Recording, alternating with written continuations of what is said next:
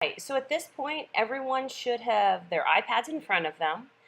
You should be looking at the physical systems document that you see in front of you, and that should have been sent over to the homework tab in Notability.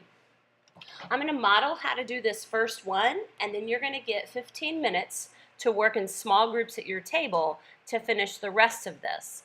So we've been able to pick out initial and final states with real objects, like we did with our stations yesterday. We've looked at videos where we've picked out initial and final states as well as energies. Now it's time. I'm going to give you a picture and I'm going to give you a system, and you're going to have to figure out what is the initial state, what is the final state, as well as the types and forms of energy. So for each one of these examples, first thing I've done is I've identified the system for you. So for example, here's our baseball, and our baseball plus pitcher is going to be our system. Now here's where you get a little flexibility. You can determine what you want your initial state to be. You can determine what your final state is going to be. What you determine what your states are going to be will determine what the energies will be. So if I'm keeping it simple, I'm going to say the ball in the hand is going to be my initial state. So the ball in the hand. And I'm going to say that my final state is going to be the ball flying in the air. Okay, so flying in the air. Now, if I know what my initial state is, I just go through, I know it's not moving, therefore I can have none of the kinetic energies.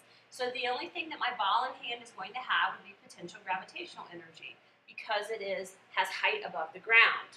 Now, the ball is flying in the air, obviously it's still in the air, so therefore it's going to have potential gravitational energy. But it's also going to have kinetic mechanical energy because it is moving.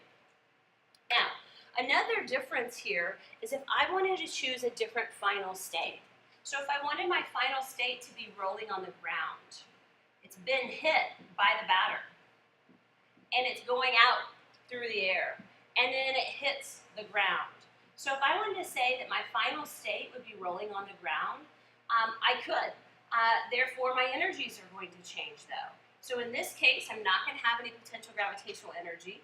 I'm only going to have kinetic mechanical energy. But since it's rolling on the ground, I'm going to assume there's some friction involved as well. Because there's friction involved, then I can associate kinetic thermal with that energy. Okay? So depending on what initial and final states you select, it is going to determine what types and forms of energy you select. The only thing you may not have is any situation where you are starting with no energy. Okay? For the most part, there's one exception on the back, but for the most part, don't just say no energy because I've tried to lead you to some other things. Okay? Good luck. Work 15 minutes, and then the substitute will move on.